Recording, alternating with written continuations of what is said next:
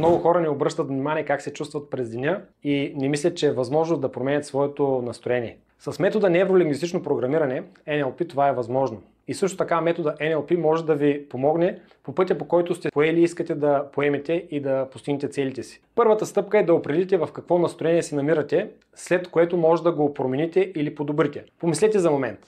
Какво бихте искали да постигнете повече в живота си? Представете си, че вече сте го направили и всичко се е получило фантастично. Моята задача на NLP терапевт е да ви науча колко лесно може да променяте своето настроение чрез промяна в мислите, проистичащи във вашия ум. Един от начините, по които NLP може да ви помогне да промените настроението си, е да се чувствате добре, е с използването на котви. Това е естествено възникващи асоциации, които получаваме. Неща, които виждаме, чуваме, усещаме, вкусваме, помирисваме и които провокират спомени и често чувства в нас. Тези чувства може да са положителни. Припомняме си някаква мелодия и си припомняме прекрасно чувство от тази мелодия, или пък отрицателни.